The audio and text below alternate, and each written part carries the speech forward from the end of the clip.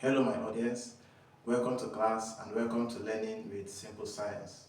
Today I'm glad to show you how to solve a very rare and uncommon question that appears to be complex in practical chemistry, and this is actually a question from Waec 2017 on titration. It says A is 0.2 mole per dm cube of hydrochloric acid. C is a solution containing 14.3 grams of sodium triisocarbonate 4.x H2O in 500 cm cube of solution. Put A into the burette and titrate it against 20 cm cube or 25 cm cube portions of C using methyl orange as indicator. Repeat the titration to obtain consistent titer values. Tabulate your results and calculate the average volume of acid used. The equation for the reaction is given below. So this is the equation for the reaction. And then the B part says, from your results and the information provided, calculate the I, concentration of C in mole per dm cube, II, concentration of C in grams per dm cube, III, molar mass of sodium triisocarbonate 4.x H2O, and IV, the value of X in sodium triisocarbonate 4.x H2O. And then we're giving the relative atomic masses of hydrogen, carbon, oxygen, and sodium. So this is the question we are going to be considering today, and it's a kind of rare question, and it appears to be different from other questions that you may know because it contains water of crystallization. So we are going to get started now. So this is our table of values. Remember that we have already done the practical, we have done the actual titration, and here we have the table of values. Now the first thing to do in solving questions like this is to write solution, and then after you put your solution, the indicator used is methyl orange. From the question, we were told to use methyl orange as indicator. So we have that here, and then the volume of the base is 25.0 cm cube. In the case of this, our base, they labeled the base to be C. C is a solution containing that. So we can use VC as the base, V subscript C as the base. That's the volume of the base we use for this practical. And then we have the table of values, and we have our rough titer, the initial reading, this, and we have the volume of acid used. Don't forget that in computing the volume of acid used in each of the cases, you have that volume of acid used is equal to the final burette reading minus the initial burette reading. So that's how we're able to get the volume of acid used in the rough titration, the first titration, the second titration, and the third titration. For the third titration, our initial burette reading was 4.00, was at this mark, and then the final burette reading was at 28.75, and so we have to do the subtraction. 28.75 minus 4.00, we have 24.75. And so from this table of values, we have to compute the average titer value. Don't forget that the average titer value is also the average volume of acid used. So you can say average volume of acid used or average titer value. So the average titer value is equal to the first titration plus the second titration plus the third titration. That's it for the volume of acid used. Don't forget also that we do not make use of the rough titer value. We don't make use of the rough, we make use of the first, second, and then if there's a third value too, we make use of the third value. And another thing you should take note of is that when doing this practical, the values you should use to compute your average titer value, the difference in their values should be within the range of plus or minus 0.1. What does that mean? It means that they should not deviate so much from each other. For instance, if you look here, we have the first titration to be 24.8, and the second titration is 24.85. the difference between both of them is 0.05, which is actually less than 0.1. And here also, the difference between the second and the third volume of acid used is 0.1, that's 24.8 minus, 24.85 minus 24.75. The difference between both of them is actually 0.1. So the difference in the values you will use, as much as possible, should be within the range of plus or minus 0.1. And now we have the first, the second, and the third. So we are going to use the volume of acid used in the first titration plus that used in the second titration plus that used in the third titration. So that's what we're going to do. So for this we have 24.90 plus 24.8, sorry, not 24.9, 24.80 plus 24.85 plus 24.75 divided by 3. So when we do this, we have 74.4 divided by 3, and the final answer will give us. Alright, so I will put our VA. So our VA, that's the average volume of acid used, is 24.8 cm cube. So we can always remember it. Now we have this, so we have the equation of reaction, and in this case the equation of reaction is balanced already. So there will be no need to balance the equation of reaction. So the next thing we do, we go to the B part of it, where we have to calculate the concentration of C in mole per dm cube. So from the equation we have that A is 0.2 mole per dm cube of hydrochloric acid. So we have been given, this is B part B, we are calculating the concentration of C in mole per dm cube. So from here, we have been given the concentration of the acid, that's the concentration of the acid in mole per dm cube. So we have Ca is equal to 0.2 moles per dm cube. And then also we have, remember that we are looking for the concentration of C, which is the base. C is the base, so we'll not put subscript B, we'll use subscript C. We already have VA, that's our average titer value, the volume of acid used, that's our VA. We have it to be 24.8 cm cube, and then we have our VC, that's the volume of the base. Remember that we are using subscript C for the base because the question says C is a solution containing that. So not B, but C. So we have A and C.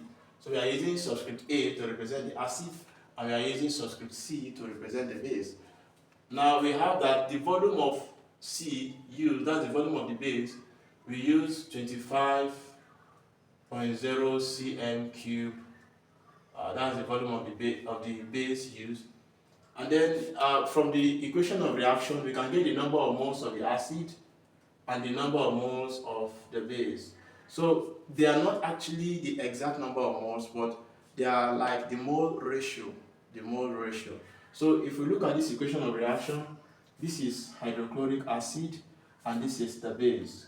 So the mole here is 1, the number of moles here is 1, and the number of moles here is 2. So we can say that the mole ratio of the acid to base is 2:1. So what this equation means is that 2 moles of hydrochloric acid is required to react with 1 mole of the base to give 2 moles of sodium chloride salt plus 1 mole of carbon 4 oxide gas plus H plus 1 mole of water. So that's what it means. So the mole ratio of the acid to base is 2:1. So the number of moles of the acid is 2, our number of moles of acid is 2, and the number of moles of the base is 1. Just their mole ratio, not their actual moles. 2:1. So with this, we can use CAVA all over CBVB is equal to NA over NB. Because we have all the values we need, we just make the concentration of the base the subject of the formula. So here we go, we say using Na over Nc, because C is our base, is equal to CAVA all over CVC. This is supposed to be CBVB, but our question has already defined the base to be C. So that's why we are using C. And we are looking for the concentration of the base in mole per dm cube. So if we cross multiply, we will have NaCC VC will give us NC times CaVa. And then from here we can make the concentration of the base the subject of the formula. So how do we do? If we divide both sides by NaVC, if we divide both sides by NaVC, we will have that NaCCVC over NaVC is equal to NCCAVA all over NaVC. You know, the reason we had to divide both sides by NaVC is so that Na can cancel Na and Vc can cancel Vc, so that we'll have the concentration of the base only on the left hand side. So our Cc, that's the concentration of the base, is equal to NCCAVA all over NaVC. If we substitute our NC, sorry, I used NB, this should be NC. Our NC will be equal to 1 times Ca is 0.2 mole per dm cube times our Va is 24.8 cm cube all over our Na is 2, that's the number of moles of the acid, 2 times our Vc is 25, so we have 25. And then our C subscript C will be equal to, if we do this very well, we'll have 0.992 mole per dm cube. Don't forget that this is the volume of our base is in cm cube, the volume of our acid is in cm cube, so their units, their units we cancel out, and then 1/2, they are expressions in mole ratio, so they don't have any units. So the only unit that will be left will be the unit for the concentration of the acid in mole per dm cube, and then we'll have this. We can approximate this to say Cc is equal to 0.1 mole per dm cube. So that's the concentration of C. Concentration of C in mole per dm cube is 0.1 mole per dm cube. One thing, the second part of part B, so we should look for the concentration of C in grams per dm cube. Concentration in grams per dm cube is also known as mass concentration. Concentration in moles per dm cube is also known as molar concentration. So we have that the question says C is a solution containing 14.3 grams of this in 500 cm cube. So we have that 500 cm cube of C, 500 cm cube of C contains 14.3 grams. 14.3 grams of Na2CO3.XH2O. We say therefore 1000 cm cube will contain 1000 times 14.3 divided by 500. So when we do this will give us 28.6 grams per per dm cube. So this becomes our mass concentration. This becomes the concentration of C in grams per dm cube. Why we have to use 1000? Because 1000 cm cube makes 1 dm cube, and that's why we have to use 1000, because we were told that 500 cm cube contains this amount. So 1000 cm cube will contain this times 2, because 2 times 500 will give you 1000, and that's why we have it. So this is how to go about the calculation.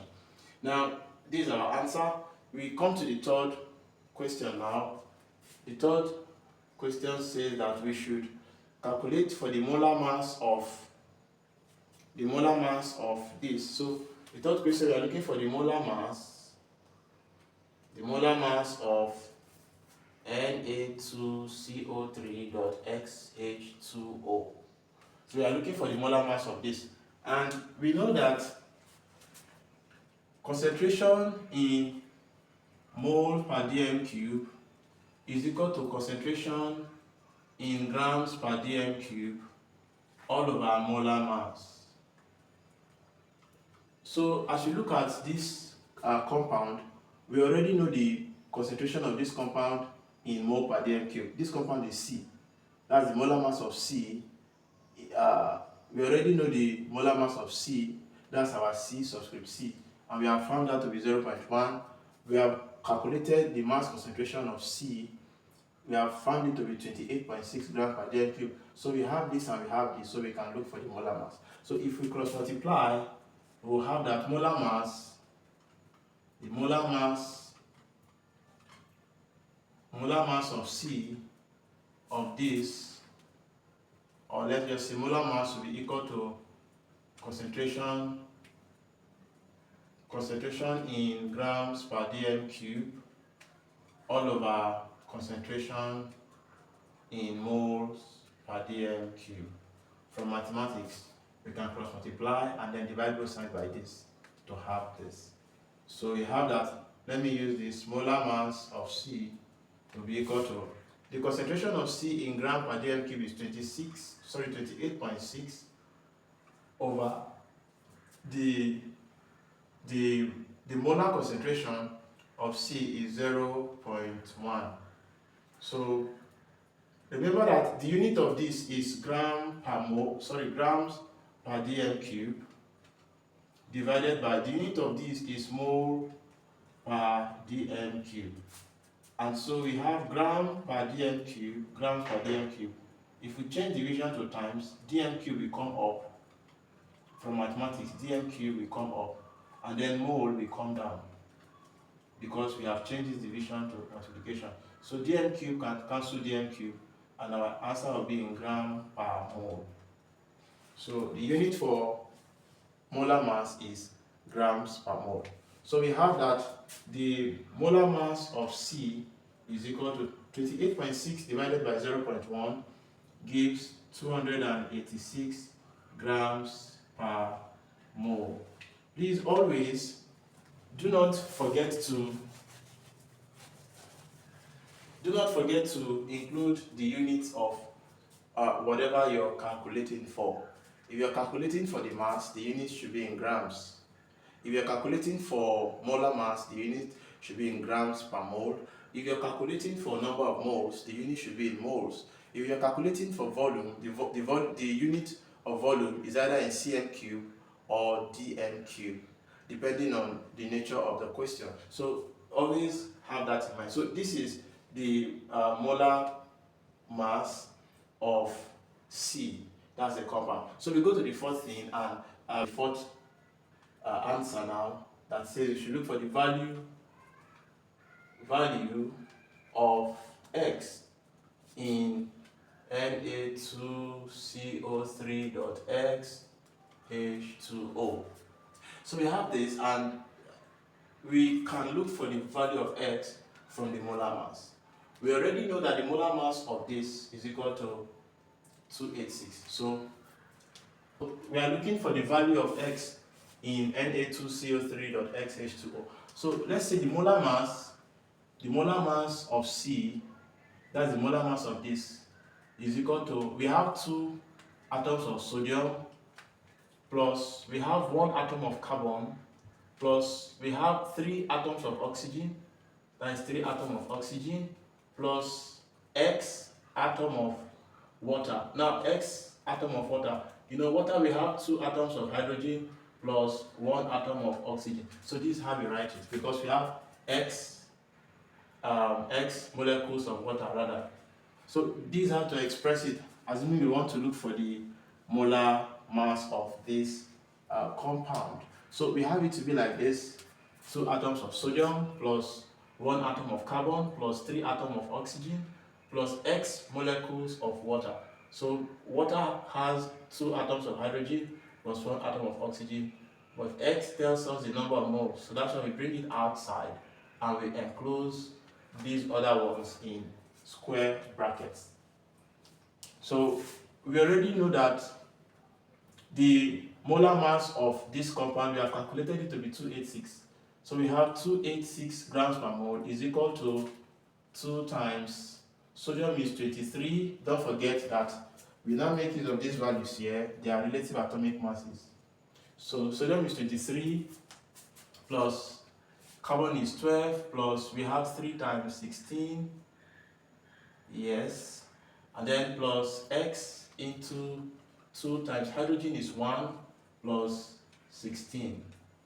So we have this, and we have 286 is equal to 2 times 23 is 46 plus 12 plus 3 times 16 is 48 plus X times 2 plus 16.